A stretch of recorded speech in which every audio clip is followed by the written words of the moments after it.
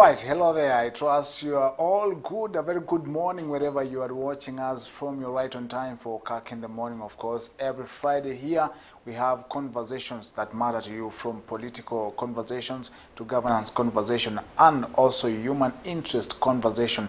This is Kirk in the morning wherever you may be tuning us from. Welcome aboard and be sure to be part of this particular program because we are streaming live on Facebook at Kirk TV Kenya and YouTube at Kirk TV Kenya. Welcome aboard. We've got a lot of interesting conversation lined up for you because this morning we'll be talking about demystifying addiction, drug addiction and mental illnesses. Of course, that is a conversation that you need to look up to. Of course, what will be coming out of that conversation, because my guests are already in studio, we'll be talking that in line with the World Drug Awareness Day, which is also being linked with other institutions such as churches. Of course, the Presbyterian Church of East Africa has set aside this coming Sunday to be the PCA Drug Awareness Day. Of course, what does that mean in the fight against drug addiction and mental illnesses? That is the conversation that we are having this morning. Besides that, there is much that has been written by the newspapers. There is much that has been happening,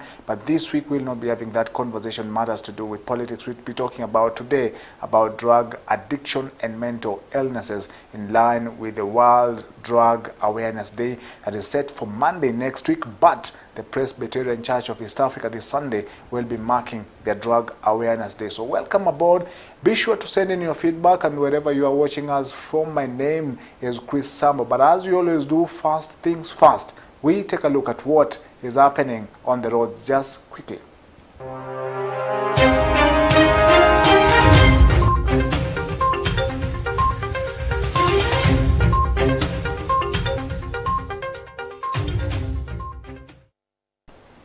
And we're going to be taking a look at what is happening on the roads, just brushing so quickly in case you are stuck in traffic, or rather you are making your way to the respective places, especially to the central business district. Then you need to get to understand the next 2 minutes as I take a look at what the roads look like. Just begin with Mombasa Road, which looks so much good, doesn't look so much bad, especially when you start all the way from Next Gen Mall to Lusaka Road. That is on Nyayo National Stadium, where now you get to see a little bit of a traffic snarl up, of course, being necessitated by that particular roundabout at the Nyayo National Stadium. So Mombasa Road looking so much good this morning, but as you get closer to Haile Selassie Avenue into the central business district, then there is a little bit of a heavy traffic there. So if you can be able to avoid that particular route, then it will be of great importance. And taking a look at Thika Road, Thika Road looks like, as usual, Thika Road is quite clean, but when you get just past Kenya Utalii College, then there is heavy traffic all the way to Muthaiga. That Kiambu Road link up with the Thika Superhighway at Muthaiga is quite heavy on traffic, and I can see there is little, or rather small, movement of vehicles all the way to Pangani and then Gara to the central business district. So if you can be able to use an alternative route, there is an alternative route on Thika Superhighway. Of course, you have to get through Survey and through Mathare all the way to Juja Road, and then now have to drive all the way to Pangani, and then you will find a way right to descend and enter the central business district. That is an alternative route if you're using Thika Superhighway.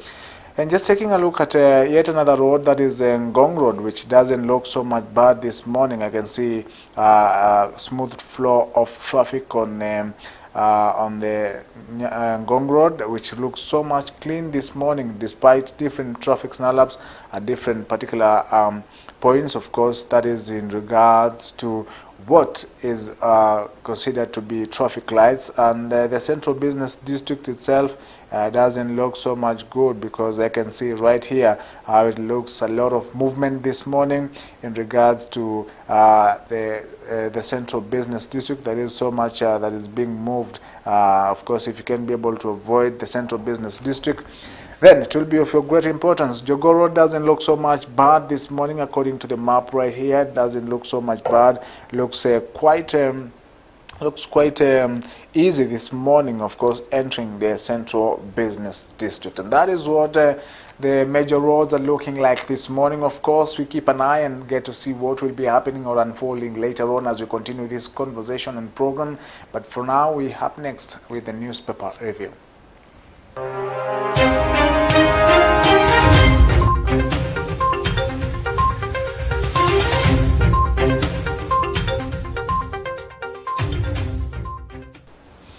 And now we get to see what the newspapers have written this morning.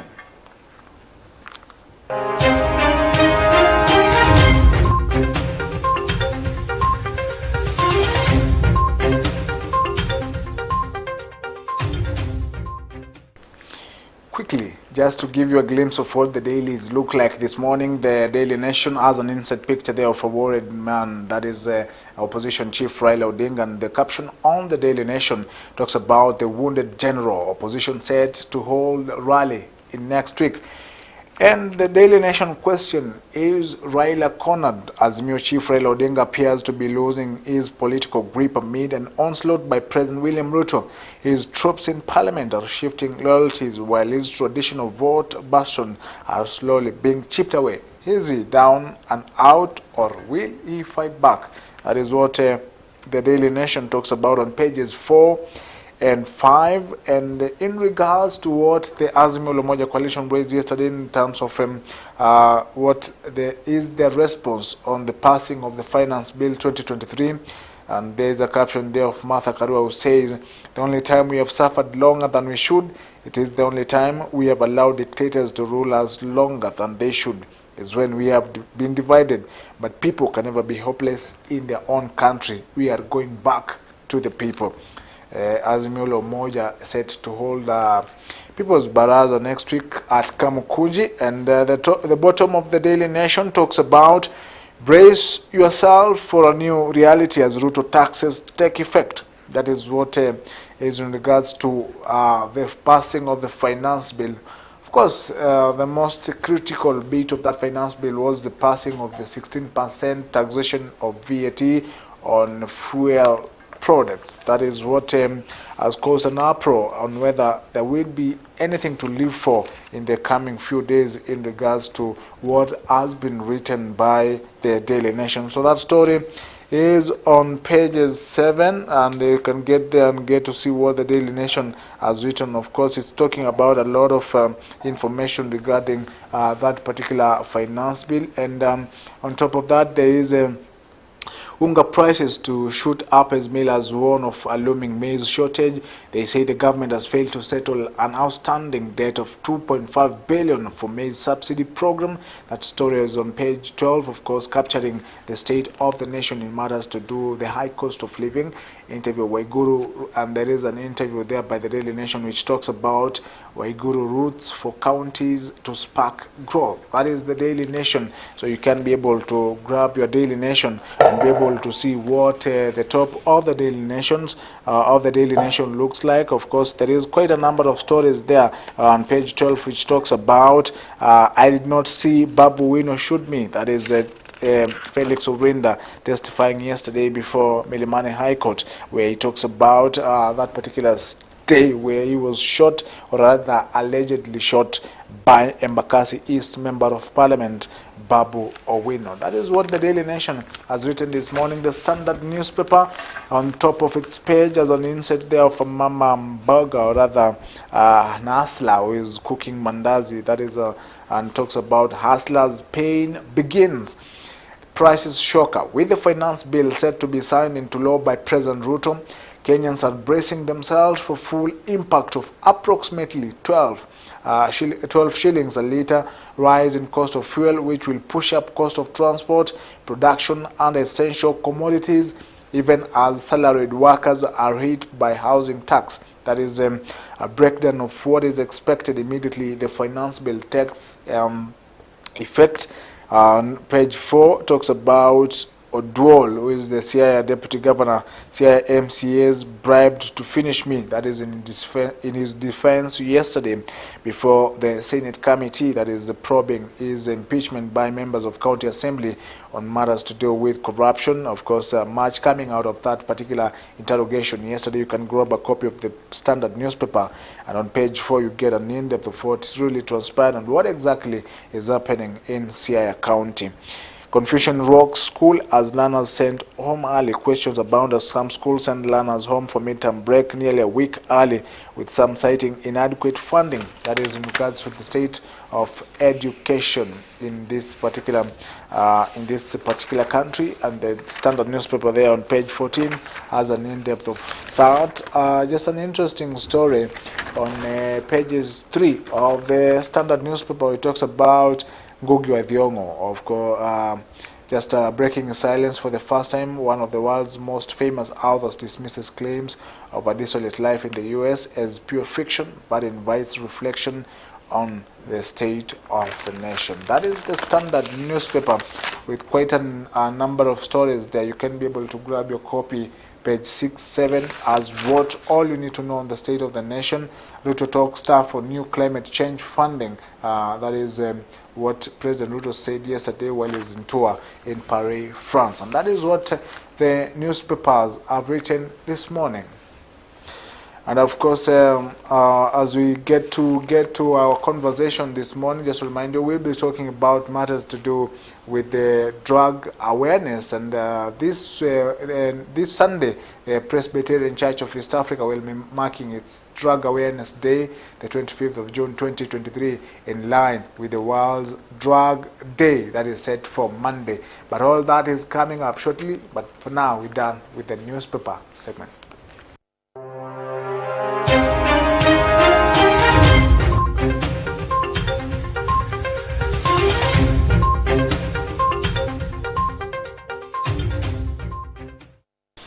All right, and I'll be introducing my guests shortly because they're already in studio, but we'll be taking a very short commercial break because when we return back, we talk matters to do with demystifying drug addiction and mental illnesses, and also what is the role of the church in, combating drug addiction, and how are they handling the situation? What is their spirit? What are the measures they're putting across? All that we'll be talking in a short while, but don't go far away. Remember, we are streaming live on Facebook at Kirk TV Kenya, on YouTube at Kirk TV Kenya. You can be part of this conversation and weigh in on our conversation this morning. Don't go far away. A very short commercial break, and then we'll be back with our conversation this morning. Don't forget also, our guest artist is already around, and we'll be talking later on matters to do with music. But first things first is our conversation. Don't go far away.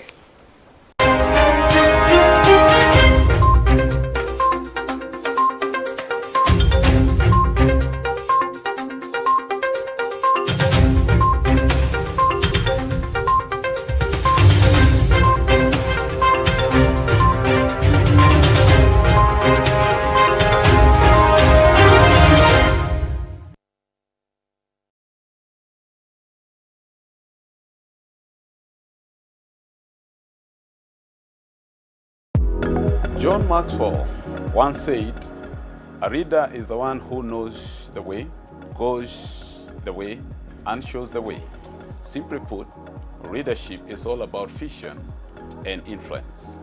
Join me, Robert Waihenya Goge, the Secretary General of the Presbyterian Church of East Africa, every first Monday of the month from 8 p.m. as we microscopically look at the reality, specificity, and simplicity of leadership only on Kirk TV. Specificity.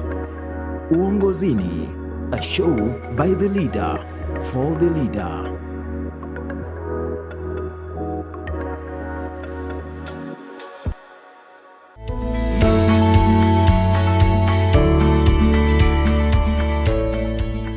Are you ready for Israel? PCEA Communication Department is pleased to inform all presbyteries, parishes, churches, congregations and friends of its annual trip to Israel.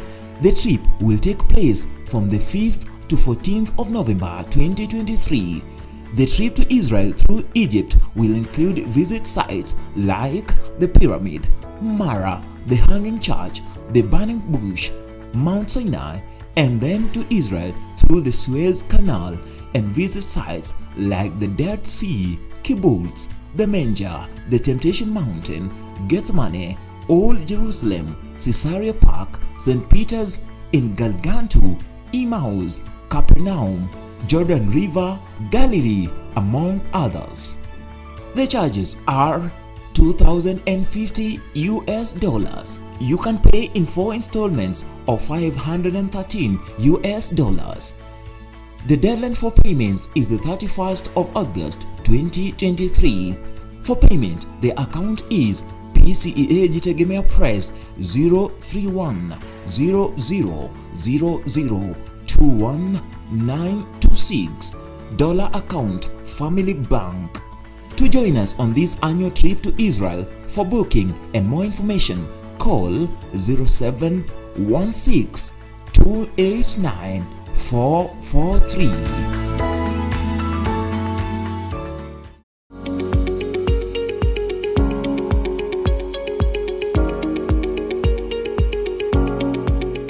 PCEA Sacco Limited is a fast-growing sacco in Kenya that has served its members for over 30 years. A trusted name in savings and loans, registered with the Kenyan government in 1985 and regulated by SASRA. Built on Christian values, we hold ourselves to the high standards of integrity.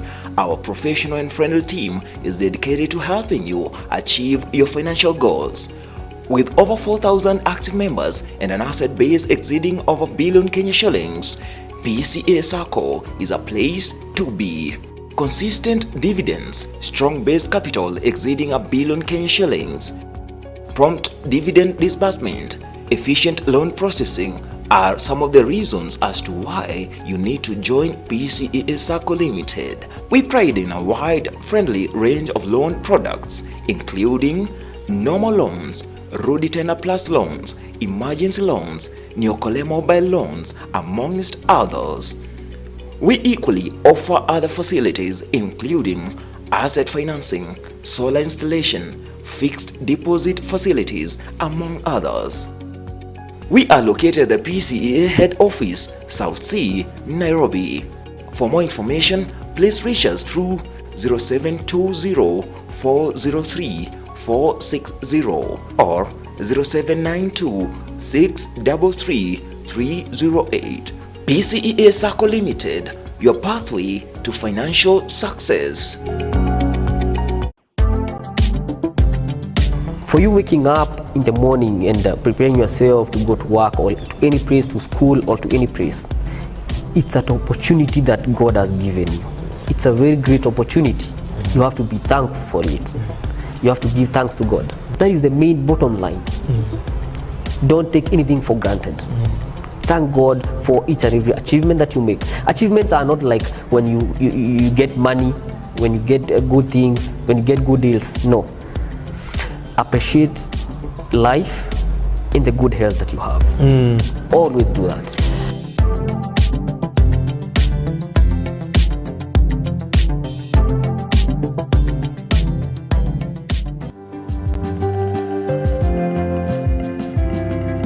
Next on Legends. Wherever you get an entry, you must always find where the exit is, because there must be an exit. 99% of those ministers who reach 60 years and they have an option of either retiring from service or getting a contract for 5 years, 99% of them opt for the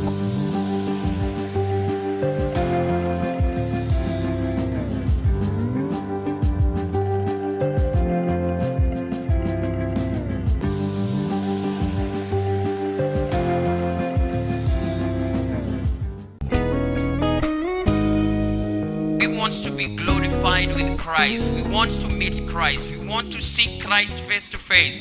And we want to be with Him.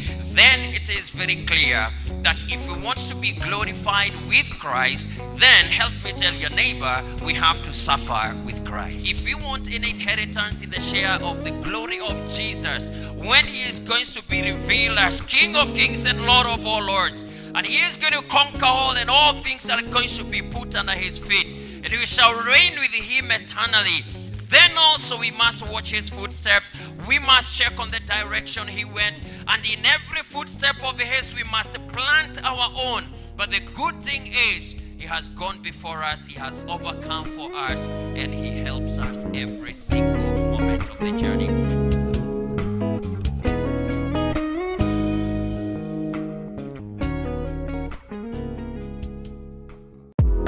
John Maxwell once said, "A reader is the one who knows the way, goes the way, and shows the way."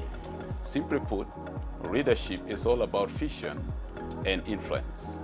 Join me, Robert Waihenya Goge, the Secretary General of the Presbyterian Church of East Africa, every first Monday of the month from 8 p.m. as we microscopically look at the reality, specificity, and simplicity of leadership only on Kirk TV. Specificity. Uongozini, a show by the leader, for the leader.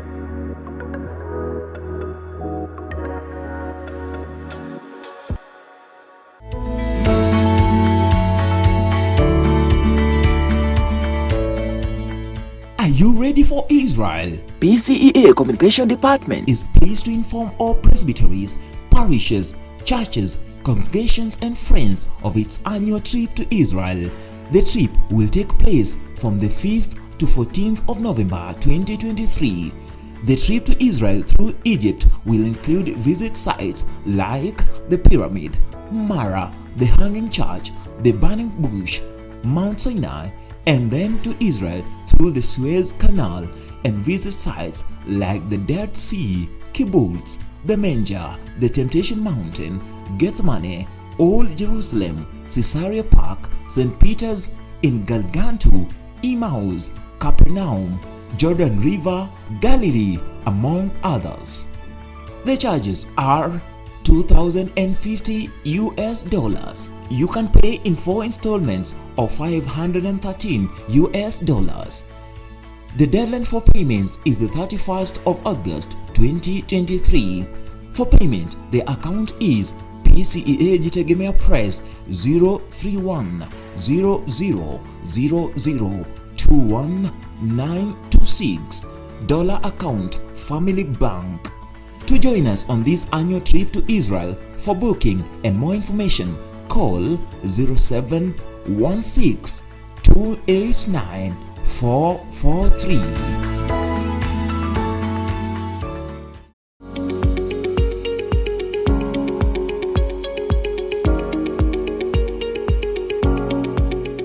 PCEA Sacco Limited is a fast-growing Sacco in Kenya that has served its members for over 30 years. A trusted name in savings and loans, registered with the Kenyan government in 1985 and regulated by SASRA. Built on Christian values, we hold ourselves to the high standards of integrity. Our professional and friendly team is dedicated to helping you achieve your financial goals. With over 4,000 active members and an asset base exceeding over a billion Kenya shillings, PCEA Sacco is a place to be. Consistent dividends, strong base capital exceeding a billion Kenya shillings, prompt dividend disbursement, efficient loan processing are some of the reasons as to why you need to join PCEA Sacco Limited. We pride in a wide, friendly range of loan products, including normal loans, Rudy Tender Plus loans, emergency loans, Neokole mobile loans, amongst others. We equally offer other facilities including asset financing, solar installation, fixed deposit facilities, among others. We are located at the PCEA head office, South C, Nairobi. For more information, please reach us through 0720-403-460 or 0792-633-308. PCEA Sacco Limited, your pathway to financial success. For you waking up in the morning and preparing yourself to go to work or to any place, to school or to any place, it's an opportunity that God has given you. It's a very great opportunity. You have to be thankful for it. You have to give thanks to God. That is the main bottom line. Don't take anything for granted. Thank God for each and every achievement that you make. Achievements are not like when you get money, when you get good things, when you get good deals. No. Appreciate life in the good health that you have. Always do that.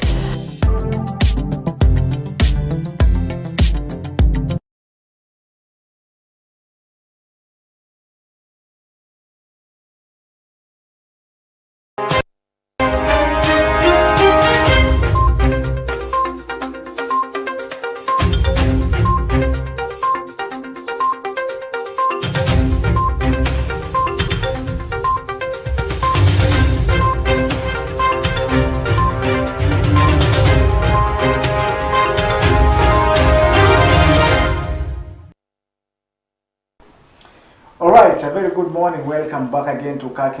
In case you are joining us, you are right on time because we are yet to get to our conversation this morning. A very interesting conversation that matters to you. We'll be talking about matters to do with drug addiction, demystifying drug addiction as well as mental illness. What are the measures being put across by the church to be able to factor in on the war against drug addiction? That is our conversation this morning. So if you're tuned in from everywhere, join us in and be part of this conversation. Remember, we are streaming live on Facebook at Kirk TV Kenya and also on YouTube at Kirk TV Kenya. And my guest already here in our studio.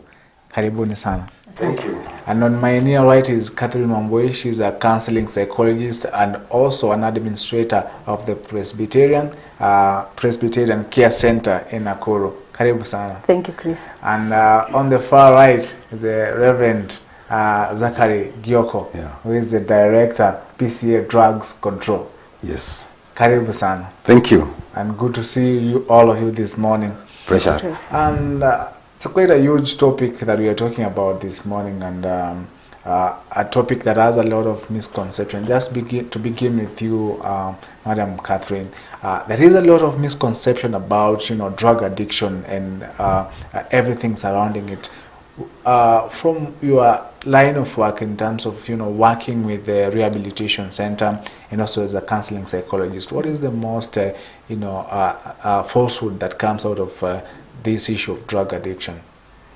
Good morning, viewers. As you've heard, my name is Catherine. I am the administrator, Presbyterian Care Center. Thank you, Chris, for having us this morning.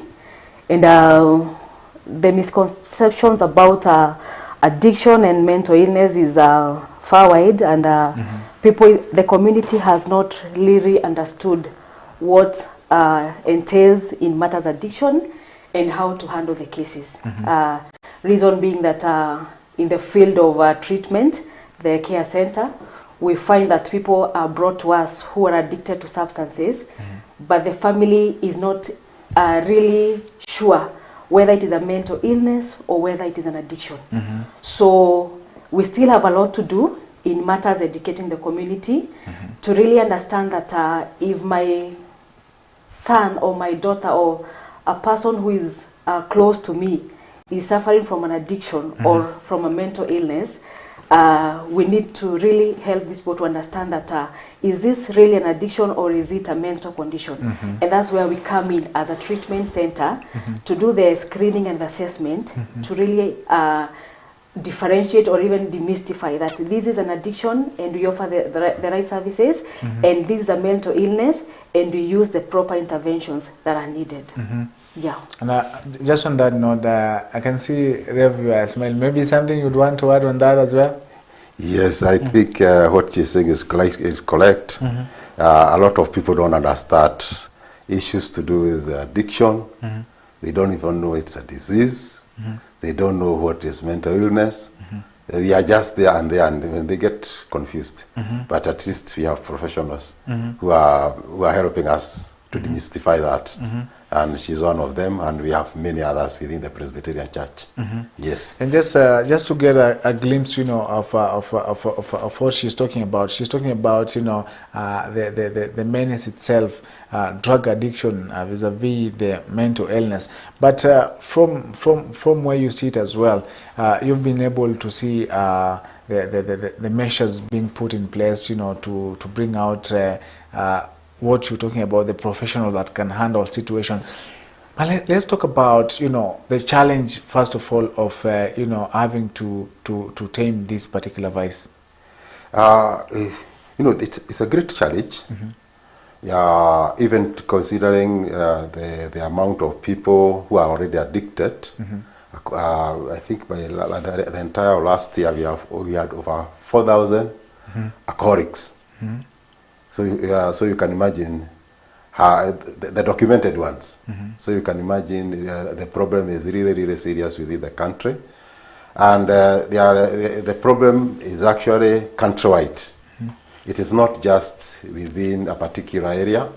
Go anywhere within this country, you'll find people who are addicted to alcohol, people who are also addicted to drugs. And therefore, it is every part of this country where we are experiencing that problem. And the problem is that the families, they are not professionals. They have grown knowing that this person, maybe if it's an adult, as a good person, but all of a sudden they find something has cropped up. They don't know whether it's mental problem, and they don't know whether it's a consumption of alcohol or consumption of drugs. So so it's a little problem. And we need to untangle that so that every person can actually know this is a mental illness, let it get treated, or this is alcoholism or drug addiction, take the person to a rehab. And we thank God that we have one rehab in Nakuru. Yeah, that's the status. Yes. And just adding on that, Rev is talking about, you know, the challenge of having to work with all these aspects all together. But when you look at everything that happens, at what point do we talk about, now this is addiction? At what point do we talk about this is an addiction that is beyond control, needs assistance? Okay, thank you. Before I forget, one important point to note is that as we try to demystify between addiction and mental illness, is that at one point they so easily correlate, because you will find that some of these substances of abuse will be the triggers for a mental illness. So it is good to understand that at one point we treat both. So as a person might be having an addiction, at the same time this person might also be having a mental condition, and some of these mental conditions are triggered by the substances of abuse. So back to your point, at what point do we really say that this person is addicted? So we have what we call the progression of use, and the first stage is about experimenting, and this is what is the entry point to addiction. We sometimes want to experiment. If, like now, the high school student, they want to identify with a group in a school, and maybe this group is abusing cannabis. So what they do is that they start experimenting with the drug, and then from now the experimenting stage, we go to the regular use, because from the first incidence of experimenting with the drug, definitely the system will give a reward system. It will create a reward pathway. If the body agrees to use the drug, then definitely a craving will be created. So from experimenting, we go to regular using of the substance. And now from the regular use is where we go to another progression of use, where we say that this now person becomes from regular use to from occasional use to regular use. It not stops being an occasional thing, but now becomes a regular thing that you need to do for the body to identify with whatever you are using. And now the last stage is what we call the addictive stage, which you also call the compulsive stage. This is where now we define addiction. Remember, it's a progression of use from experimenting all the way to the compulsive use.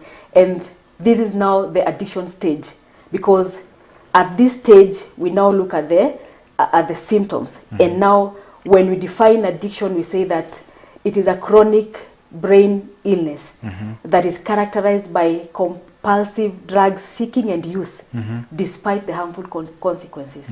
So that is the point of addiction, that the system has already developed what we call the tolerance, that there is now the symptoms of the cravings of the drug of choice that this person is abusing. So this is how we define addiction, that at that last stage, from experimenting all the way to the compulsive use, and this is where you find that a person cannot function in the morning until a toy lock. Yeah, so this is now the addiction stage. We look at what are the symptoms to define addiction, when there is cravings, you know, and when there is the seeking and the using of the drug of choice despite the consequences. So in as much as this person is suffering, in as much as this person is seeing that there is a loss that is coming out of the using of the drug, there is no way of turning back, not until an intervention is done to bring this person out of that point. So that is the point of addiction, that you become just unmanageable, you know, the condition becomes, it's no longer under your control, but the system, the body demands that I have to take this thing, no matter the consequences that this person might be going through. And even as you talk about that, of course, there is what comes out of you know, the progression that you're talking about from one stage to another until the point of addiction. But let's talk about that enabling environment. You know, sometimes you find the scenarios where someone is trying to fight for them not to get to that point of, you know, regular use and addiction, but they do not get that they do not win that particular fight. What would you consider the enabling environment, of course, that leads now to the last stage of addiction? Well, thank you, Chris. I think the factors that will lead to addiction are too many. Like now, the issue of being in a very, the environment itself will dictate whether this person will go to a point of an addiction. Because if this person is in an environment where the drug is readily available, then this person will progress to the last stage of addiction. So we talk about the environment and the availability of the drug. So how easy is this person going to get the drug of choice? And I'm calling it the drug of choice because we abuse different substances. So you might be abusing marijuana, I might be very good in alcohol. So the drug of choice, whatever you choose to abuse, the environment dictates whether you become so vulnerable to using the drug. So the other thing is about running from the reality. You know, we don't want to face our problems. At times we take alcohol to numb the pain. You know, you are going through challenges in life, you are not able to navigate through the stresses of life, and what happens is that we run now to something that will help us to forget our problems, or even numb the pain of whatever we might be going through. So all these factors. But now we also have the issues of parenting. Parenting has now become something that we become enablers in our own environments at home, because we want to talk to our children about these drugs. We are not available for our children. We are not there to guide them. You know, today we are living in a society whereby we are no longer, the child is no longer a child of the community. So a teacher in school beats my kid, and I rush there the following morning to call the teacher. So this kid feels that I'm so protected, and so whatever happens around in discipline cases in school, whatever these kids decides to do, there is no control. And these are the environments that we create when it comes to enabling these people to not to come out of the addiction. The other thing is when an addict gets maybe jailed or in a prison, so we bail them out easily without even making them to pay for the consequences or for the actions. So, and again, the issue of the people who are close to us are into addiction. Every time they demand for money, and you don't want to ask, what is the money for? So you are there just cashing out, you know, giving out money, bailing them out, and definitely this person doesn't see really the need of coming out of this thing. But if the society, like I started by saying, would understand that this is a disease that we need to fight collectively, from the family to the churches to the government, then we'll have solved a big problem. Yeah. And just coming to you would want to add something to that as well? Chris, this world is sometimes very complicated. And with education sometimes, and education and also development, you know, sometimes we complicate our lives.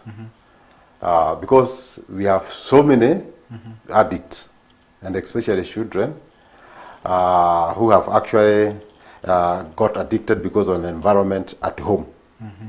And I know there are some viewers who may be watching me from their homes or wherever they are. And you know, maybe you have a pub at your home. And we know there are so many of the people, when you talk to them, they say the first drink I took was from home. Because my parent had a pub within the home. So I think that as parents, in as much as we are mentors as parents, we would like our children to grow well, to become professionals as we are, and therefore it's good even to even if you want to get whatever fun you want to have, it's always advisable not to have a pub at home. Because there are many children who have become addicted because of taking the first beer or the first cigar they took it from home. So that's one of the enabling environment that is really serious especially among the professionals. And it goes across the board, not just those who are not born again. Even some of us who are pastors, some of us who are elders, some of us who are deacons and bishops and so on, we also, the neighboring environment at home can also make people to be addicted, especially to alcohol and wine. We have the church wine. The church wine is highly alcoholic. Very highly alcoholic. I wish I came with that bottle. You see, the alcoholic content is much higher than any of the bottled beer that is sold allowed. And that church wine, when we keep it at home, it gets access to members of the family, and they can really get addicted. When we keep it somewhere, and we give somebody a chance to be open and keeping it, maybe an office worker, such an office worker can also get addicted. An elder can get addicted. A pastor who keeps the wine even in the office can get tempted, especially if they had a background of taking of alcohol. So the issue of enablement, it is not just at a kafiri there who is not who does not know Jesus. It just cuts across. Whether you are a Christian, whether you are not a Christian, you keep wine close to you, then it's a problem, and a problem that needs to be solved. Then there's also the issue of peer pressure. And when I talk about peer pressure, I'm not just talking about the young boys telling ourselves to go here and there. Peer pressure is who is your peer.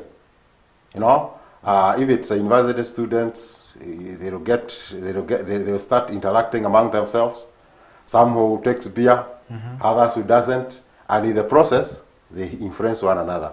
And that aspect of testing, you know, experimentation. What is this that I've had? You want to taste. In the process of experimentation, you find yourself, you become a drunkard.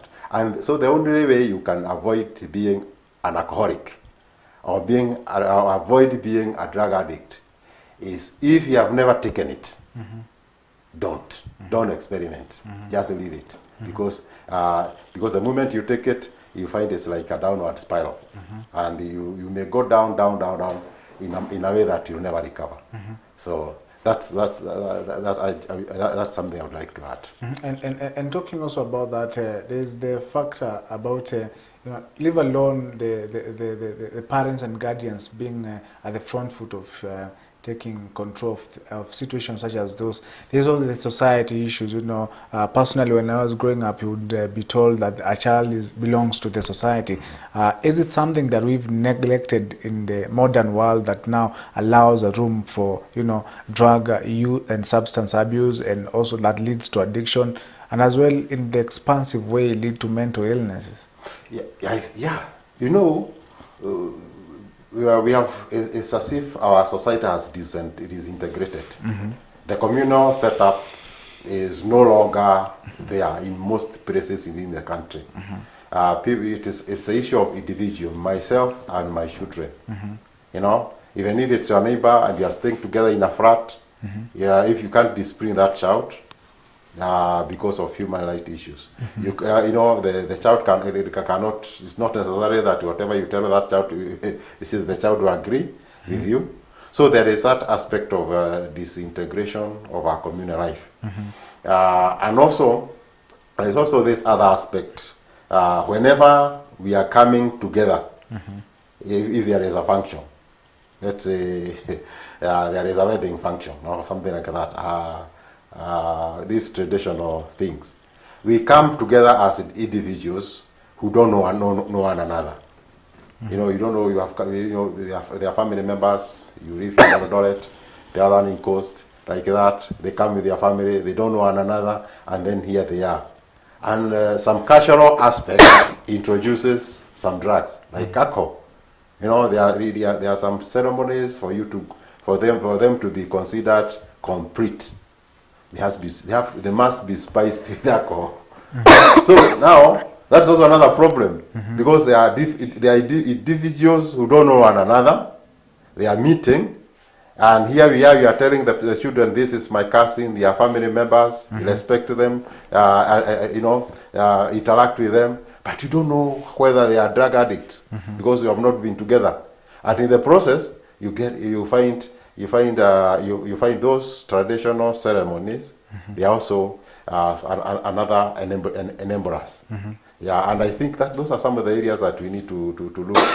As our modern society, we need to look critically and face some of those cultural aspects.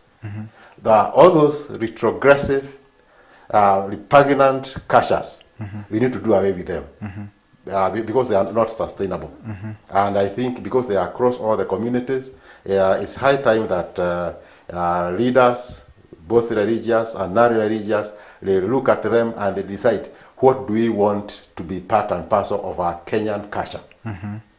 So that when you are talking about Kenyan culture, we know this is what constitutes Kenyan culture, not anything else. And Wambui, he's talking about us, trying to look at what our cultures entail and trying to find a mode of way that also puts a path for us to be able to tame this particular vice. But from where you sit, do you see progression in terms of, a conclusive fight against this vice? Well, I think we are too much far from winning the fight. This is due to statistics that, the rehab setups are controlled by NACADA. And recently we had a meeting, and from the statistics is that last year 150 rehabs were inspected. And out of these 150, only 80 met the operating standards. And NACADA was saying that if these 80 rehabs would admit 5,000 clients annually, then we need over 200 years to have fought the problem. So that's why I started by saying that we are far away from winning this problem. But again, there is hope when we just strengthen the issue of prevention, because for us to win the last goal of dealing with all this problem, there's somewhere we need to start, and where to start is from prevention. And I want to believe that when it comes to matters preventing this disease of addiction from getting out of hand is that we need to work together. And that's why the church comes in. We have the drugs day under the PCA this Sunday. So I want to believe that for us to come out of all this, then collective measures are being called upon, whereby we work together as a team. And working together as a team is that we need to join hands, because for these 200 years that we need out of the statistics, then we need to re-strategize. And again, after we re-strategize, is that we need now to look at prevention. What are the prevention measures that you are going to put? One as a government, and again as a church. And that's why I'm so encouraged by the PCA church, because on Sunday being the marking of the drugs day nationwide, is that we're also helping the government when it comes to issues of fighting against drug addiction and issues of mental illnesses. So we still have a lot to do. Like we started by saying that this is a wide topic that we need to cover, but from your question is that we are far, far away from winning this problem. And when we talk about we are far from winning, there's a combination of the drug addiction and mental illness. Yeah. Which of that are we far from winning? When we talk about drug addiction and mental illness, and also to follow up on that question, maybe for you to differentiate for us between the drug addiction and mental illnesses, for us to be able to get a clear picture of what exactly are the two. Okay. Yeah. What I mean by we are far away from winning is the issue of drug abuse, because look at it this way, that drugs are being manufactured. We have the legal drugs that in as much as we fight over these things and they are legalized in our nation, then that's why I'm saying that we are still far away from winning this menace. And again, when it comes to mental illnesses, I started by saying that there is a correlation between addiction and mental illness, because we'll find that a condition like bipolar, which is a mental disorder, it's a mood disorder, and at one point it is triggered by drug abuse. People who are alcoholic, you find that in most cases, as we do the screening and the assessment, you find that they present some symptoms of the condition. So that's why I say that some drugs will trigger a mental condition that has been so dormant in a person. So people with schizophrenia, which is also a mental disorder, at times they tend to crave for what we call nicotine. So you find that there is a correlation between addiction and mental illness, and this is where now these conditions comes up, because if this schizophrenia was dormant and I start taking nicotine, the disease is awakened. It's like you are so predisposed, and you start using this substance, which triggers now the awakening of the condition in you. So this is all about, and also the issues of depression. At times, people who are too much into addiction, or those who are that are addicted, you find that out of realization of the many losses, that the loss of property, some have become physically disabled because they took a drink, they went driving, they had an accident. So depression will catch up with them so fast, because out of, we are talking that what leads to another. In this case, we are talking of a drug of abuse that leads to a mental condition. So these are, in a simplest way, that I can talk about the difference between addiction and mental illness. But remember, we are saying that they also correlate in a way, because one thing will lead to another. And some of these substance of abuse, they are now bringing up a mental condition. And that's why I've said that proper treatment or proper assessment is very important, and using the professionals, because like now in a treatment center, when a patient is brought to us and we treat the addiction of a substance and we fail to identify there is a mental illness, then after these 3 months, these clients leave the facility, and again you are called back by the guardians that there is a relapse. So why? Because somehow, there is something that was not addressed. So the issue of assessment and screening is the key and the entry point to a treatment center. And that's why we are saying that we cannot really never look at the two. You have a problem with the substance abuse, so we are screening for the substance abuse, and we're also doing a mental assessment to really identify whether there is a problem, so that we can do it holistically and help this person to come out of the addiction in a proper way, and in a way that will be long sustaining, after addressing all the conditions, that this person can walk the journey of recovery, having addressed every problem. And when we talk about, we'll also be coming back to talk about the process of screening. Of course, how do you identify now this person is beyond control and needs assistance, and dire assistance, and also how you end up, differentiating that this person is also suffering from mental illnesses. But would I like to add something, because I'm told you are due for some break? Maybe you can add on something. Chris, I would like to thank God, because in his gracious ways, he gave an opportunity for Presbyterian Church, the highest court, the General Assembly, to come up with a minute that actually talked about Drug Awareness Day. And Drug Awareness Day, it's meant to be close to the World Day of Prayer, World Drugs Day, which usually happens in June 26. And during the Drugs Awareness Day, it's a time for the entire church, the entire community, to remember families and people who have been affected by drugs and alcohol, pray for them, counsel them, give them awareness, so that some of these problems that we are talking about, they get to know what it is all about. So that even as the department within the Presbyterian Church, as we try to do our part, even individual homes, individual communities, right down in the local churches, they are also doing something. So that's that, and so I want to thank God because of that. And also want to thank God because during the last GSC that was held in Nyeri, Mount Kenya region, the GSC resolved also the drug control department of the Presbyterian Church also to have an opportunity of starting at least one rehab within our 5 regions.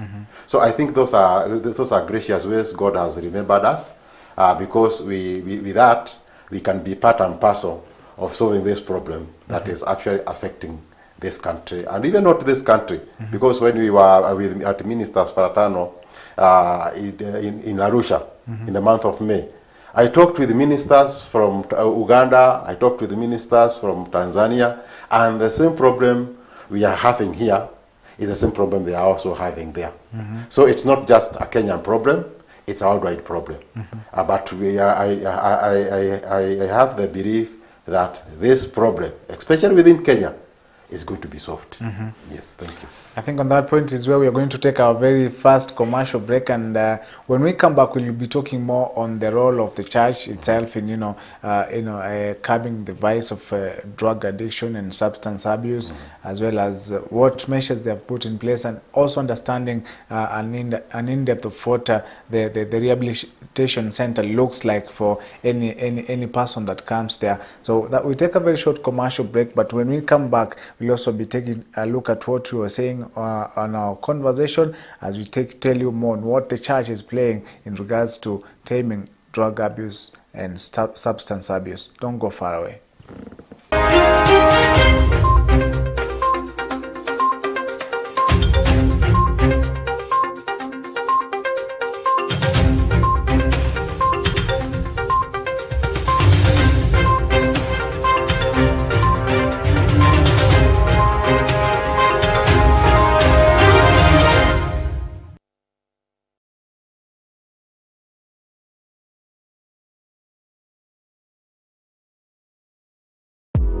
John Maxwell once said, A reader is the one who knows the way, goes the way, and shows the way.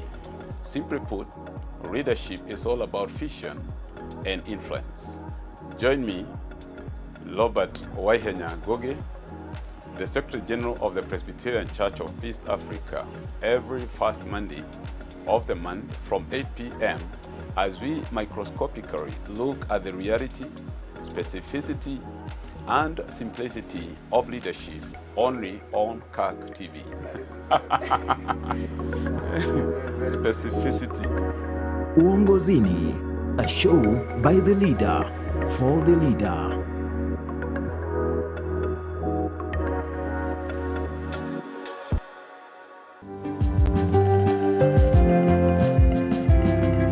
Next on Legends. Wherever you get an entry, you must always find where the exit is, because there must be an exit. 99% of those ministers who reach 60 years and they have an option of either retiring from service or getting a contract for 5 years, 99% of them opt for the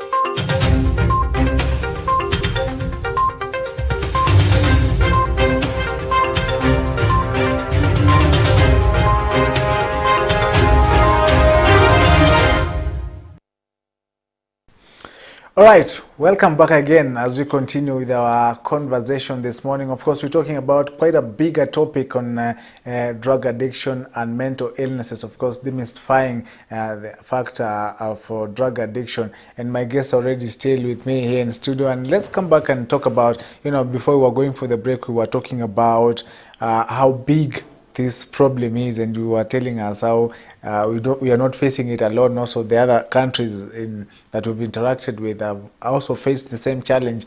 But let's come back home because we've said that we're also winning this way as a country.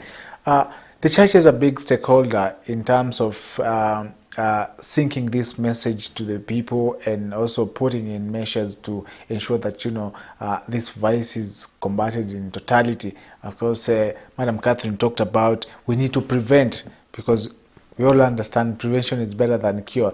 So what is the role of the church, especially the Presbyterian Church of East Africa, when it comes to drug addiction and substance abuse? Okay. As far as the church is concerned, we are doing a lot. Mm-hmm. And when you're looking at the issue of drugs, mm-hmm. The drug problem in Kenya, we have the good part, mm-hmm. and we have the ugly part. Mm-hmm. The ugly part is that the problem is not just localized in one place. The problem is all over the country. The problem is affecting literally both men and women, people of different ages, including people in primary schools. Mm-hmm. They are also taking drugs. So the problem is actually great. Mm-hmm. And when you think about just alcoholics, in 2022, over 4 million people were alcoholics. That's when you look in terms of percentage of our total population, mm-hmm. you can see where we are. Mm-hmm. And this is a person who is an alcoholic is a person who is a dependent, mm-hmm. a person who consumes more than they produce, mm-hmm. a person who may not be consuming, be producing, but they are even causing destruction, mm-hmm. of what has been done by others. You are thinking about accidents that are happening every now and then because of alcoholics who are behind the steering. Mm-hmm. So the problem is really, really big. you are thinking about a professional, maybe an accountant, a lawyer who is a drug addict and cannot sustain his career. You are looking at a doctor or a person working within the hospital who is also a drug addict. And instead of using those drugs to treat the patient, they inject with them. They inject themselves with those drugs. So the problem is actually all over. No one is immune. Yeah, but so that's the ugly. That's the real ugly part of it. And the other ugly part of it is that we have not only genuine alcohol that is on the road, we have also poisoned drinks in the name of alcohol. Because there are some producers who just produce thinking about money, not thinking about the person who is consuming and his family. So in such that even when they are taking, they know very well it's not even alcohol. You know, somebody was telling me of another drink. For somebody to sell to you, you have to be two or more, because they don't want you to take the whole of it alone. Because when you take the whole of it alone, you collapse at his or her doorsteps, at the shop where they are selling. So you have to come to someone else, so that Mugane is subdivided. You take a little and you take the other little, but you know the poison is still will still be within the body for the person you have taken. So that's the ugliest part. The ugliest part is that we have people who are producing those alcohol than those poison. They are known, but no one is dealing with them. They are known, like if there is somebody who is producing illicit alcohol within a village, don't say that the villagers don't know that person. You should not. We cannot convince ourselves that the sub chief, leave alone the chief, the sub chief does not know the person. The neighbors do not know what is happening next door. But there is that idea of I don't want to be seen as a bad guy by revealing what is happening. But we are telling people everywhere, for this problem to be solved, you the person who is watching me, just realize that you have to take part, and you have to ensure that if you know there is somebody who is producing, who is selling illicit alcohol, who is not doing the right business, it's always good to report, and so that the authorities can actually do the necessary. The good part of it is that as we start now, the government, there is a political will. You know, the government, as we have watched them go along, they're actually against consumption of alcohol. The deputy president, Rigathi Gachagua, has always stated that he doesn't take alcohol. The head of state does not take alcohol. You know, the inspector general does not take alcohol, and so on and so on. But what we are requesting is that they move on. They move on with the fight. We as a church, not just Presbyterian, as the church, as the religious groups, we are behind them. Or we are in front of them. So if we are not behind them, let them know that we are in front of them. They will follow us. But instead of us being in front of them or behind them, it will be far much better if we are to work together. We hold hands together. Let them involve the churches, and as a church, we will be able to work with them, and not just a particular wing of the church. Let them involve the evangelicals. Let them involve the Presbyterians and the Reformed. Every church that is within this country is out to fight this war.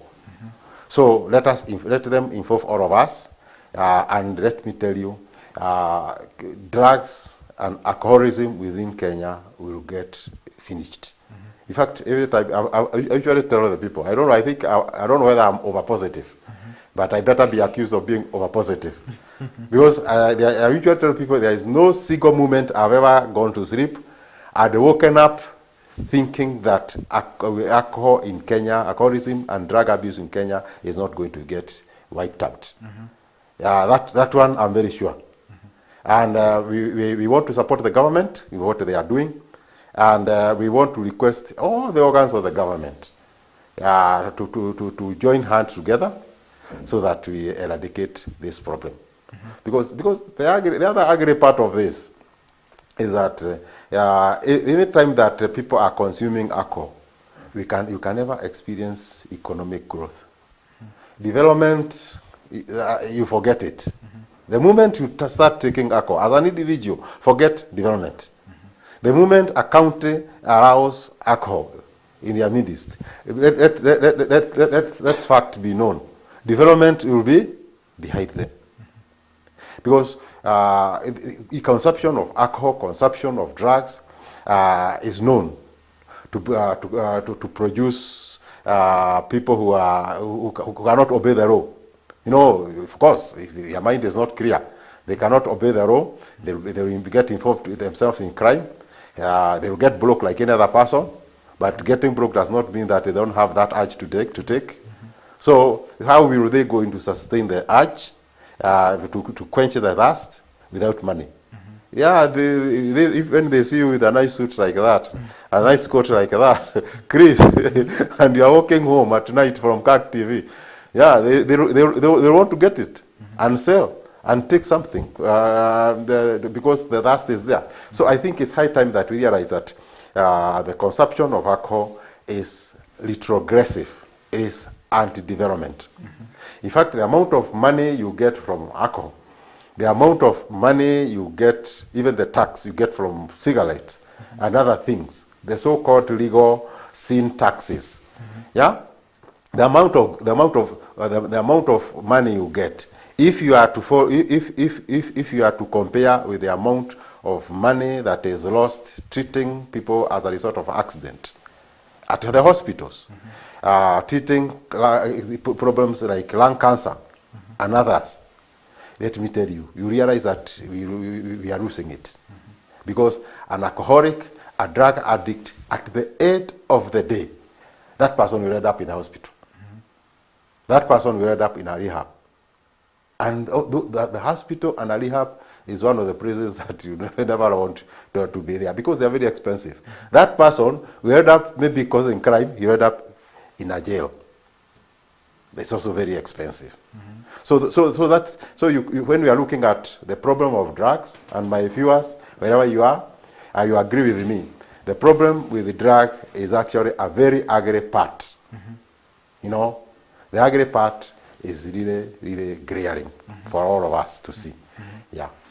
And before you conclude, we'll be coming back to you as well so that you can outline for us the strategy that you've put across as a church. And just coming to you, Madam Catherine, it's talked about rehab not being a very good place for anyone to end up because maybe of being expensive, but I would also argue of not being a very good place to be because of what happens there. Tell us, what does a rehab look like? You know, how do you get to understand this person is coming with this problem? Where do we begin? How do we make them, get out of this addiction? And how do we understand them better for us to help them get better?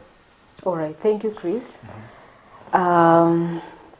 A rehab is not a bad place, and this is the problem you're having even with the people around the treatment setups, and that's why it was very important to know that even the approach of dealing with addiction and mental illness is equally different, and we also go back to a point of demystifying the problem.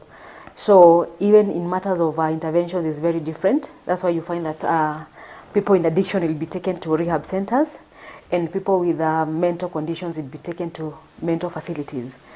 So in a nutshell, what happens in a rehab is that the first thing we do is when you do the intake, is the mental assessment. This is done by a psychiatrist. Remember that a rehab setup is an integration of many programs. That's why you find that for us to offer good services, then we need to have a psychiatric nurse who does the intake part. And the intake part entails the drug testing. We call it toxicology. This is whereby we use a kit, and in this case we use urine to test 12 types of drugs. So whatever the client tests positive to, we are able to understand which measures we are going to take in matters curbing the withdrawals. Remember that on instant stoppage of any drug of use, the body will definitely react. That is when this person is at that stage of addiction. So the system has already been used to using the drug. So you find that at a particular time, this person knows that I'm supposed to be drinking my alcohol. At a particular time, I'm supposed to be taking my stick of cigarettes. So on instant stoppage, the body will scream and react.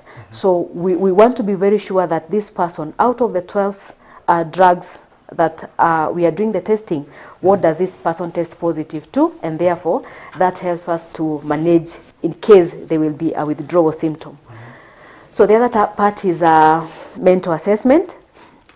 And in mental assessment, the psychiatrist also is the one who does the mental assessment.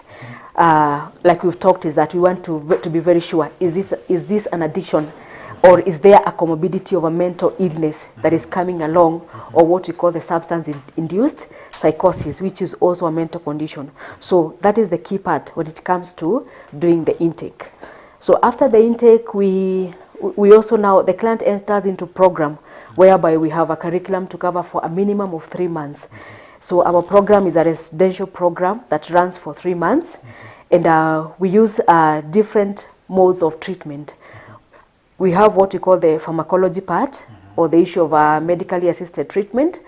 This is whereby we manage the cravings, we manage the withdrawals, and if there is a mental illness which is substance induced, we use now the antipsychotics to manage this person. So from there we do what we call counseling, individual counseling. And individual counseling, we use different models. In most cases, there's what we call the CBT, cognitive behavioral therapy, and this is trying to help this client to come out of this behavior. Like, because we say that behaviors can be learned, they can be unlearned, and they can be relearned. So we want this person to come out of this addictive behavior, out of the therapy that is offered by a counseling psychologist who is specialist in that area. Remember, I'll say that treatment is an integration of many programs. I've talked about the psychiatrist. We now have the counseling psychologist who deal with now the underlying issues. And underlying issues are many factors that leads to addiction. So this is where we call in even the family to really understand how is this person, when he was growing up, what really happened, what are the adverse childhood experiences that this person could have gone through that are now manifesting later in life. Because remember, the issues of trauma, the issue of adverse childhood experiences will always catch us with us later in life. And as we find somebody behaving in a way that is not proper or is not according to the norms of the society, or maybe a person abusing drugs, in a way of filling a gap that was created in the early years when the child was developing. So underlying issues done by the counseling psychologist. We also have physical activities, because at the end of the day, we don't want just this person to sit down and eat and learn, but we also have what we call the physical activities. We also have what we call the 12 steps model of treatment. We are using? We have the 12 steps of recovery, and from step number 1, which is somehow spiritually integrated, we want this person to understand from the first point of being unmanageable about the condition to the last stage of carrying the message to the other people in the society that are into addiction. So you can see that it's a whole program that entails this person being dealt with in a very holistic way, that after the treatment, this person is able to walk the journey of recovery or to maintain sobriety in a very rightful way. Yeah, I think that is quite elaborate, and okay, I could see also Rev, listening keenly of what transpires there. I'm told we only have 2 minutes that is left. Rev, what would be your final words in terms of way forward in just less than a minute? Okay. My viewers, I would like to encourage you to actually take care of your health. Our motto in drug control, we usually say say yes to health and say no to illicit drugs. And why do we say that? Because we know your health is your wealth. So it is very important to take care of your health. And coming Sunday, on 25th June, is a day to actually remember that it is important to say yes to health and no to drugs. Because we have Drugs Awareness Day.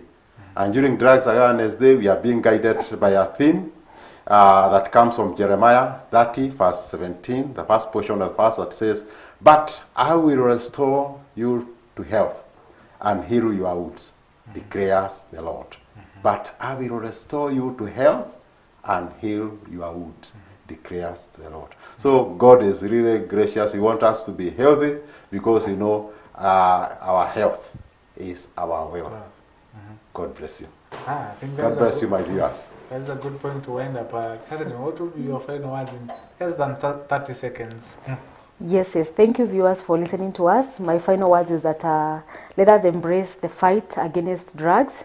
Let us understand that help is available. And at Presbyterian Care Center Nakuru, this is what we are doing. If you have somebody suffering from any kind of addiction, don't hesitate to come to us. We'll be of great help to you, and together we shall fight this problem. Thank you so much. All right, and that is where we wind up this conversation this morning. A very big pleasure to have you here to, you know, steer this conversation. Zachary Yoko is the Director, PCA Drugs Control. Thank you for making time this morning. Thank you. And Catherine Wamboi is a counseling psychologist as well as administrator of the Presbyterian Care Center in Nakuru. Thank you for making time this morning. And that is where we wind up this particular conversation from where you've been tuning in. Thank you so much for making time. But remember, the program continues because up next we'll be having our guest artist in studio. We'll be, concluding the last bit of this particular program. But don't go far away because we take a short break, end this conversation, and then when we come back, it is about time to get to know our guest artist this Friday. Who is she? Don't go far away.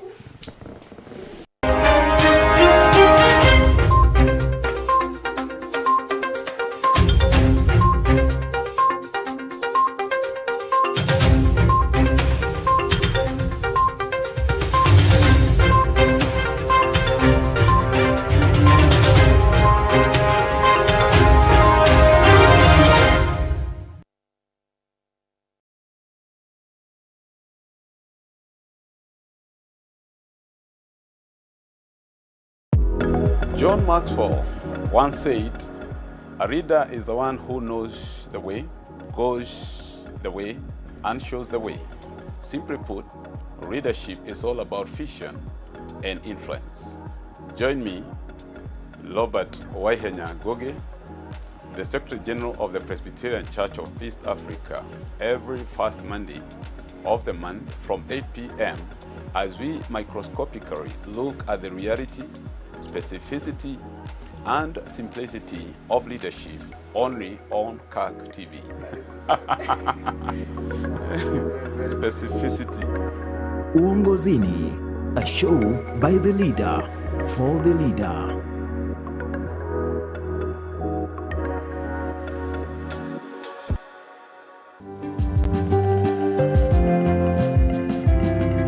Next on Legends. Wherever you get an entry, you must always find where the exit is, because there must be an exit. 99% of those ministers who reach 60 years and they have an option of either retiring from service or getting a contract for 5 years, 99% of them opt for the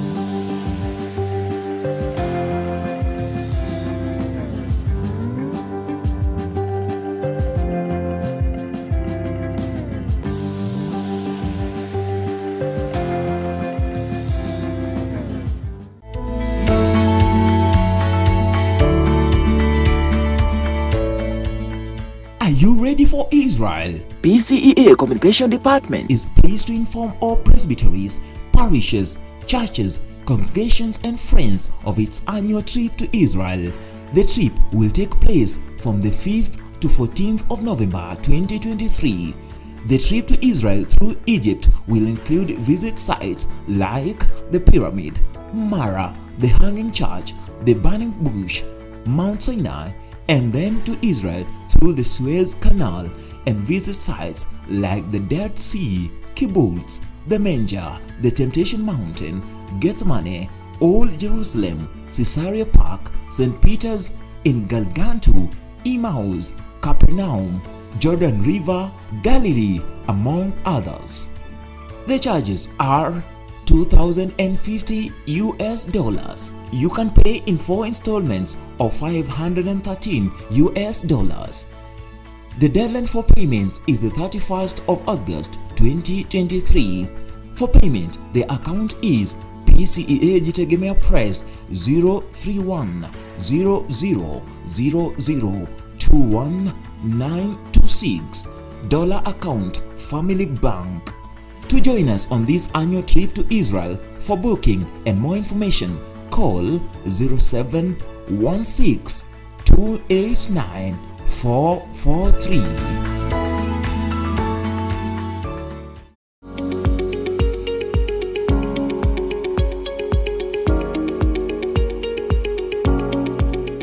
PCEA Sacco Limited is a fast-growing sacco in Kenya that has served its members for over 30 years. A trusted name in savings and loans, registered with the Kenyan government in 1985 and regulated by SASRA. Built on Christian values, we hold ourselves to the highest standards of integrity. Our professional and friendly team is dedicated to helping you achieve your financial goals. With over 4,000 active members and an asset base exceeding over a billion Kenya shillings, PCEA Sacco is a place to be.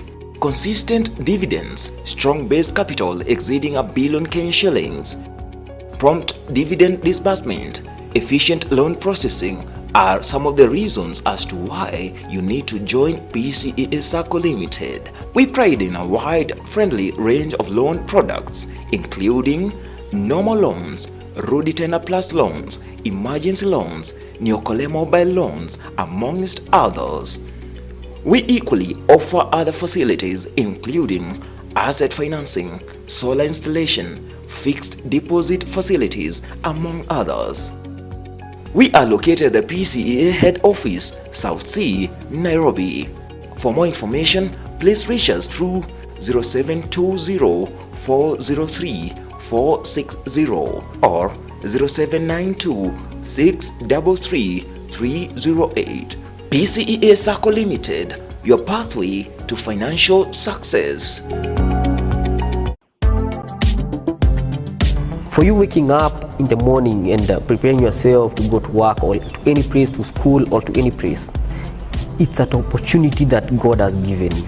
It's a very great opportunity. You have to be thankful for it.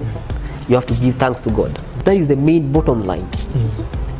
Don't take anything for granted. Thank God for each and every achievement that you make. Achievements are not like when you get money, when you get good things, when you get good deals. No. Appreciate life in the good health that you have. Always do that.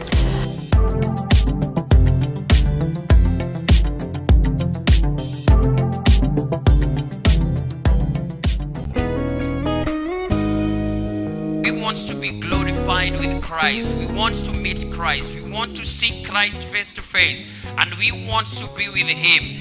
Then it is very clear that if we want to be glorified with Christ, then help me tell your neighbor, we have to suffer with Christ. If we want an inheritance in the share of the glory of Jesus, when He is going to be revealed as King of Kings and Lord of all lords, and He is going to conquer all, and all things are going to be put under His feet, and we shall reign with Him eternally.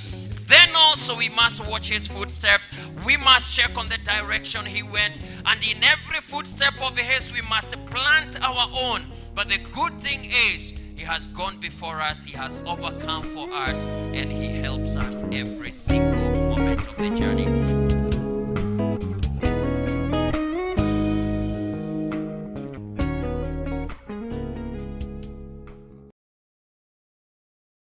Hosanna tumwimbie, Hosanna tumwimbie, Hosanna tumwimbie.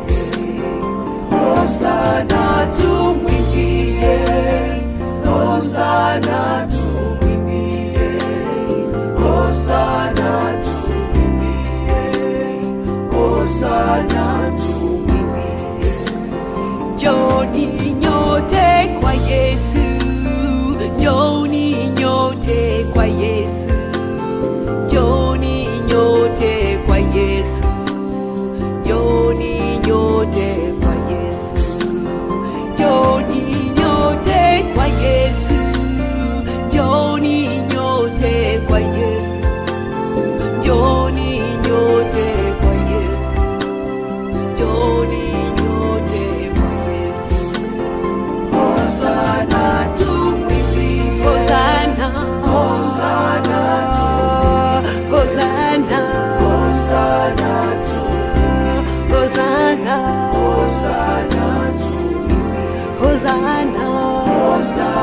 tumwimbie. Hosana, Hosana tumwimbie. Hosana, Hosana tumwimbie. Hosana, Hosana tumwimbie. Hosana, Hosana tumwimbie.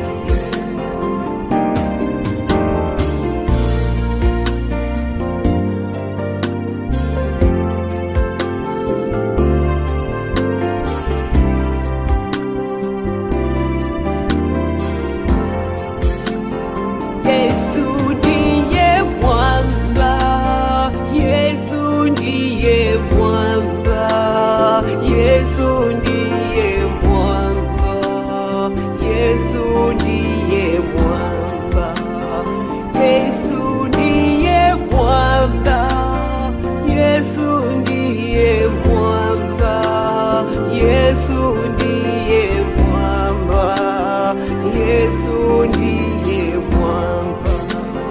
Hosana tumwimbie. Hosana, Hosana tumwimbie. Hosana, Hosana tumwimbie. Hosana, Hosana tumwimbie. Hosana, Hosana tumwimbie. Hosana, Hosana tumwimbie. Hosana, Hosana tumwimbie. Hosana, Hosana tumwimbie. Hosana.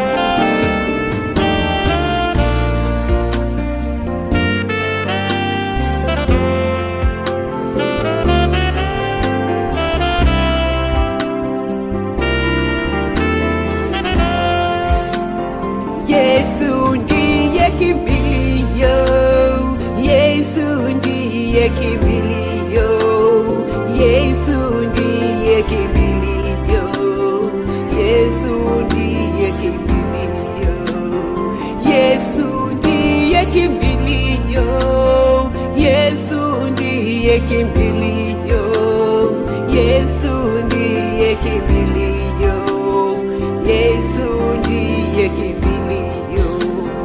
Hosana tumwimbie. Hosana, Hosana tumwimbie. Hosana, Hosana tumwimbie. Hosana, Hosana tumwimbie. Hosana, Hosana tumwimbie. Hosana, Hosana tumwimbie. Hosana, Hosana tumwimbie. Hosana. All right. Welcome back again to Kirk in the morning. Now on our entertainment segment, my guest artist already in our studio, Carol Anami. Karibu sana. Asante sana. And good to see you this morning. Thank you. I'm humbled to be here. We were waiting for you and to hear what you have for us this morning. Wow. Thank you. Thank you. I really appreciate. Talking about that song that just played, Hosana Tumwimbie, what inspired that song? You know, like, when Hosanna just means to glorify. So, and you just like glorifying Lord, like singing for Him, because He's the foundation. He should be our foundation. He's our base.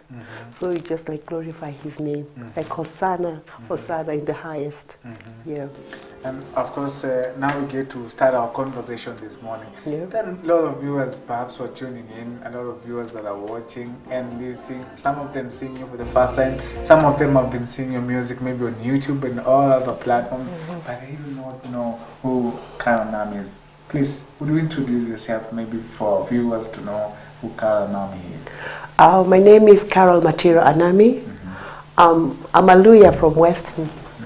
And I was brought up in Nakuru, but I live in Mombasa, and I'm a gospel minister. I evangelize through gospel, through singing. Yes, I'm a philanthropist, and I love children. Yeah. Incredible, amazing, amazing. Talking about that, of course, now they understand where you're coming from.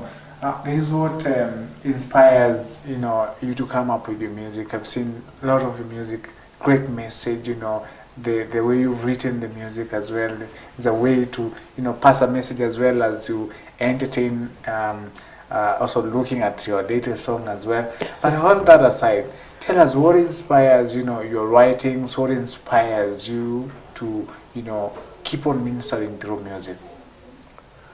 Okay, my music actually is based on a testimony that I have. I mean, all my music is based on a testimony, and all my music is thanksgiving, like giving thanks back. I mean, giving thanks back to the Lord.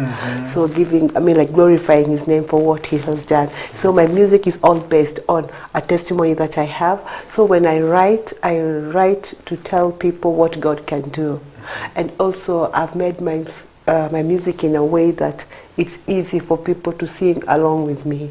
That's why you see, like, the way I have composed my music is the way people can sing along, so that we can praise the Lord together. Yeah. And talking about that, I can refer to easily as Osana to Mumbi. Yeah, like, most of them, we really have a place where we all come in together. We all come in together, yes. Because maybe I didn't know even the lyrics of that particular song, but you find yourself, you're carried by what you are singing, because it's so easy to comprehend. Yes. And what do you talk about, the biggest challenge, especially when you are singing to minister and not necessarily to entertain, you are singing to minister so that you can also entertain while you are ministering? Okay, when you're singing, you have to, you first don't think about it as entertainment. Think about it as passing the message, passing the word, right? So what you do, you pass the message, but also it has to be in a way that it will be eye-catching. Somebody would like to listen to you. So whatever you're doing, despite the fact that you're catching you are passing the message, let it be eye-catching. Yeah. And when you talk about eye-catching, there's so difficulty when there's been a challenge when people talk about gospel musicians, having to minister and at the same time having to do, music commercially. For you, how has it been? And from where you sit, maybe what would you talk about? The fact that there is the aspect of ministering through gospel music, and there is the aspect of commercialization of the gospel music. It's very sad. I'm going to tell you this. You cannot put these things together. If you have decided that you want to minister, then minister. And if you want to do commercialize and do industry, then change it. Because when it comes to ministry, you can't put them together. And if you come, normally, I've just sung for the last 2 years. I will not say that I was a gospel minister before. Yes, I used to sing and I was in churches, choirs and all that, but I was just like singing, not like having to have my own music. But you see now, when you're singing and you think about you want to make money through gospel, and that is what your intention is, you'll be very disappointed. Because when it comes to the Lord, it's not money. You cannot industrialize this. You cannot. And that's why people get disappointed. And it is very sad. If you want to do this, it is difficult, because as the Bible says, even the way to the Lord is so narrow. There's a lot of obstacles. And if now all this, you leave it to God and you say, may God's will be done. If whatever is doing is catching people, you yourself, you don't even know how God will reward you in many other ways. You don't know if because you're ministering, you can be saving souls through your minister, that God will reward you in another way. But if you're just waiting for money, you cannot put this thing. You cannot put this together. They cannot sync. And that's why it's very sad to see that when you weigh this on the scale, the gospel ministry is going down, like the singing and all that, which is very sad. But our God is faithful. Yeah. And you talk about, you know, the gospel ministry going down and the other aspect going up. What would be your advice maybe to someone who is perhaps in that situation as well, and they are struggling to come into terms with the ministry and the other side? No, you cannot mix these two things. You cannot sugarcoat the word of God. You cannot. Lazima ujue ni njia gani unaenda. Huwezi decide ati sasa ukinifanya hivi. The Bible says the way to the God is very narrow. A lot of obstacles. And if you have decided, then keep on that track. Let God, and if you believe in God is going to do it, He will do it. But if you want it haraka, it cannot. You'll be disappointed. You'll end up living the way. Then there's no point of letting God sitting on His throne and having tears in His eyes. Yeah. I love how you bluntly put it honestly, that you cannot mix the two of them. You cannot. If you decide to do ministry, then you have to stick to the word of God. If you want to do the other side of the music, then you go by it.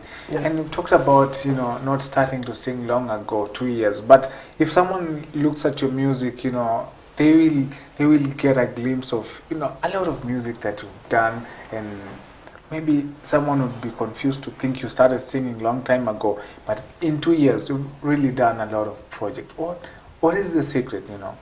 Okay, the secret is okay. There's no secret really. The thing is, I'm really praising God, and most of the songs that I've written down, they come like the song comes when I'm praying. So I'm just praying and I'm reading this verse, and it is very interesting, and I feel like, oh my God, this word, if it gets out there, people will get it if you put it in a song. So you see, that's what I've done, and as I told you, my music is based on a testimony. So every time my life now is singing and praising God. And right now I've done 3 albums. I'm working on my 4th album, and I mean, I say, may God's name be praised. God is faithful. Yeah. God is faithful. Yes. I was just going through your YouTube, and I could see, you know, how your music have been able to minister to quite a number of people, and most of them get some good reception as well. What would you say, or rather, what is a song among the songs that you've done that, you know, was the turning point maybe for your music career, that, you know, changed everything in how you do your music and forth? Actually, I would not say I have a format. What I say, and I will not say that I love all my music. I love all my songs, and all of them have been received positively.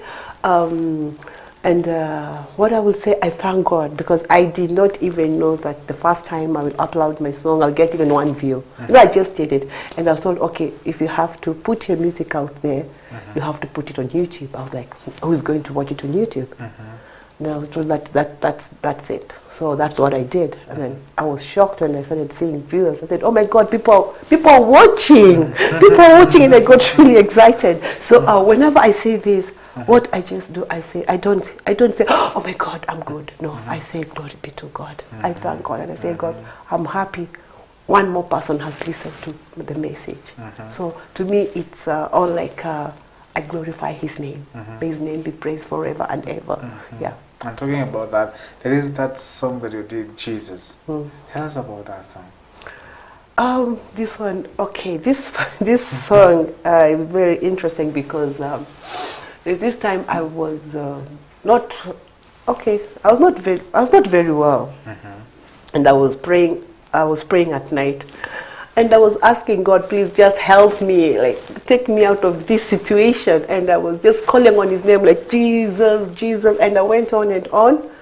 Then I opened the Bible, Psalms 86, and I started reading the words. And I said, oh my God, this is interesting. And then as I continued reading chapter after chapter, verse after verse, I said, oh my God, this is what I need.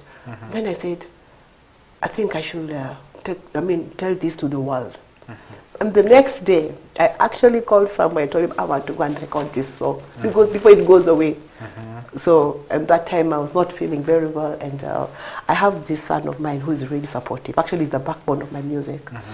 And that day we were actually going for another project because I was planning to leave the country, and I was like, come. He's called Robert. He does a lot of video. He has his own stuff he does. He's a producer.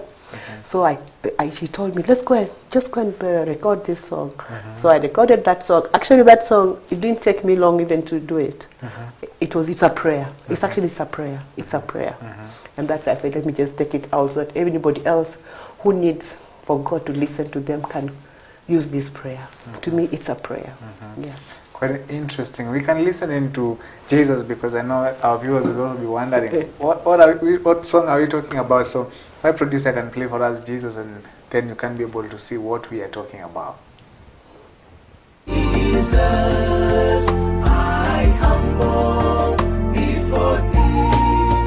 Jesus, Jesus, I am singing for you. Jesus, Jesus, I humble before thee. Hear, Lord, and answer me, for I'm poor and needy. God, my life to you I devote. You're my God, Savior, servant.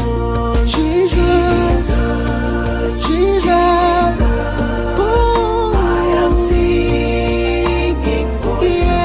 Jesus, Jesus, oh, I humble before thee. Hey, Jesus, Jesus, Jesus, I am singing for you. I am singing for you, Jesus, Jesus, oh, I humble before thee.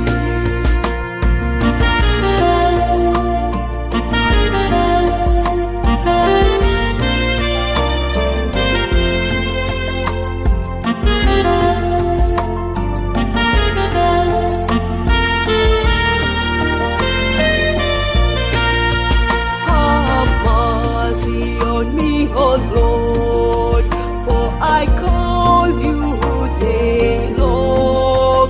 Bring joy to your servant, for to you I lift my soul. I lift my soul to you, Jesus. Yeah, yeah. I am singing for you. I am singing for you, Jesus. Yeah. I humble Jesus, Jesus. I call your name. Singing for you. I am singing for you, Jesus. Yeah, yeah. I humble before thee. Hey, quite a blessing song. Amen. And let's talk about your songs, most of them being worship songs. Are you a lover of worship, or do you have a preference of worship, and or that do you feel best when you're ministering through worship song? Actually, I've touched on all, but mostly it's worship, but I've touched on all. Although I really feel more blessed when I'm worshiping. Yeah, but I've touched on all. Yes. And apart from that, there's this question that I would like to ask you. You know, there's what gospel music presents in itself as challenges. For you, you've been in the industry for 2 years, and you've really done quite a number of projects, and really good projects.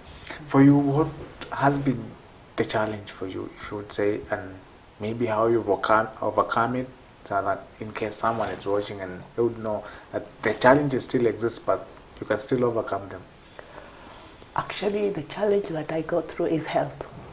Yeah, I have a lot of health problems, but I thank God. I still just forge on, and I still sing despite how I'm feeling. I live on medication, but I thank God, and I still continue worshiping Him. That is the biggest challenge I have, which I think is the worst challenge somebody can have. Yeah.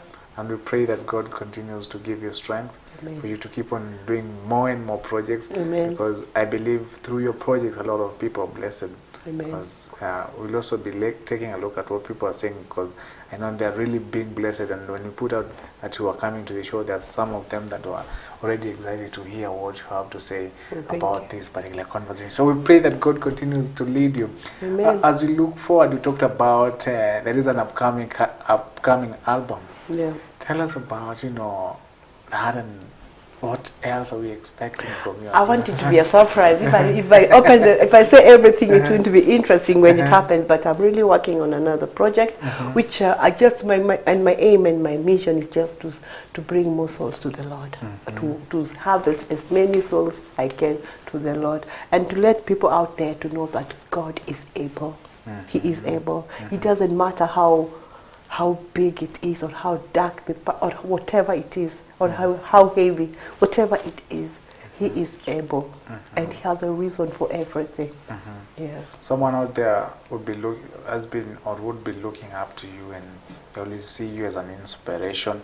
They always see and listen to your music as an inspiration, and at this moment they have the right opportunity, to listen to you as you speak to them. Maybe for someone who has been following up your music, what would be your advice to them, or rather, how would you talk to them? As in, if I would tell them, like, please, okay, I don't want to tell you get saved. No, I want to tell you, please, just get closer to God. Just know Him more. If you don't know Him so much, He is amazing. He can do so much in your life, and He's just there with you. It doesn't matter. Just keep on. Let's worship God together. Let's all go to heaven. Let's go and see the promised land. Yeah. And for musician that is watching you, maybe the upcoming musicians, they look up to people who have already begun the process, and they see you as a big inspiration. Speak now to the gospel artists upcoming, considering all the challenges that they face and all the difficulties they face, even as they try to come into terms with ministering through music. Okay, like first, if you have decided that you want to do gospel, pray about it. Let God lead you. And the more you ask Him, and the more despite the challenge that is going, or the hurdle that is there, just trust in the Lord and make sure that if it is gospel, let it be gospel. You'll be surprised. It might look so difficult, but as you continue, you'll be surprised how God can open up your ways. Just believe and trust in Him, and just do the right thing. If it is gospel, let it be gospel, and let it be from your heart. Let it be from your heart. Because when you sing, you're actually talking to God through singing. Yeah. So let it be gospel, let it be gospel, and you'll see it might look very tough when you're beginning, but as you continue doing it, you will see what God can do. Just believe and trust in Him. Quite a good advice there to the upcoming musicians. And now, as we wind up this particular conversation, people that may want to reach you, people that may want to help in music, 1 or 2, 3, people that may want to get in touch with you, where can they get you at, and your socials as well, so that we get to hear more about Langa? Yes. Okay, I'm on Facebook, I'm on Twitter, but I'm on YouTube, and my names don't change. I'm Carol Anami. That's my name. So if they want to get you, they just go to YouTube and just Carol Anami, and you'll see all what God has done, because it's not me. Apart from YouTube, where else can they get your music from? Somebody's working on it. I'll let you know. But for now, on YouTube, on Facebook, on Twitter, and they're working on it, maybe for it to be easier. Yeah. And I'm sure on all radio channels they'll be singing, especially this channel here. Definitely. Yeah. As we wind up, talk to us about Langa Yesu. Now, Langa Yesu is a worship Luya song. It's a Luya song, and Langa means call, call to Jesus. Langa Yesu, call to Jesus. And it doesn't matter what you're going through. It doesn't matter if you're surrounded by enemies. There's always a way. Just call to Jesus. If you're sick and weary, don't be sad. Call to Jesus. Call to Jesus. if it is so dark and you just believe the light will come, just call to Jesus. Call to Jesus. Langa, langa, langa, langa, Yesu. Langa Yesu. Yes. And I think that is where we are going to wind up this conversation this morning. Thank you so much, Carol, for making time to come to speak to us this morning and also minister to us in what you are saying and also in your music. And I hope a lot of people have been able now to get to hear from you as well. But we can't finish up this particular conversation without doing Langa Yesu, because that is what we've come from talking about. Langa Yesu. See you next week on Friday. My name is Chris Sambo. This is how we wind up this particular conversation, Entertainment Friday. Our guest artist, Carol Anami, now with Langa Yesu.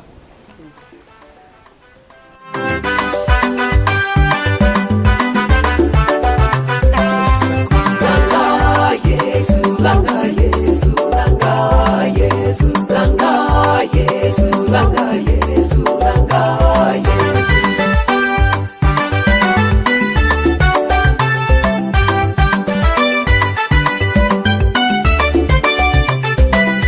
Matiko ne basungu kyugaria hata wenjera iho. Matiko ne basungu kyugaria hata wenjera iho. Langa Yesu, Langa Yesu, Langa Yesu, Langa Yesu, Langa Yesu, Langa Yesu.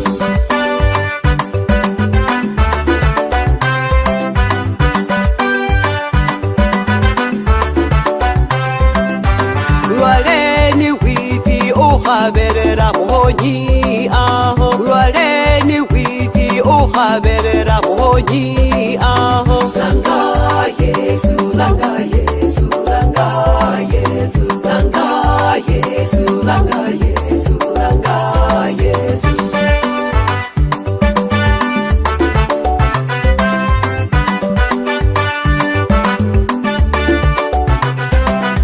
Shibalani shimwami banisubira bulabu bulitsa. Shibalani shimwami banisubira bulabu bulitsa. Langa Yesu, Langa Yesu, Langa Yesu, Langa Yesu, Langa Yesu, Langa Yesu.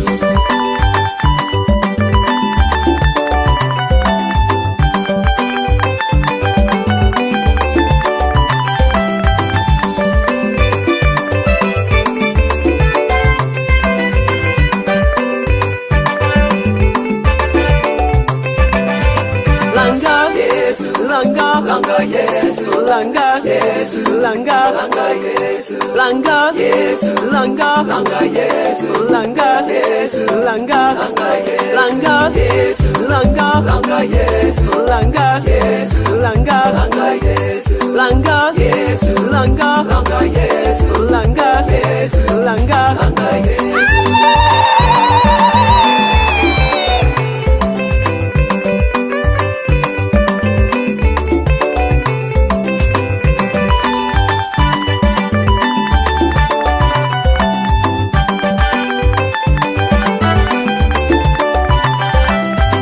Langa Yesu, Langa, Langa Yesu, Langa Yesu, Langa, Langa Yesu, Langa Yesu, Langa, Langa Yesu, Langa Yesu, Langa, Langa Yesu, Langa, Langa Yesu, Langa Yesu, Langa, Langa Yesu, Langa Yesu, Langa, Langa Yesu.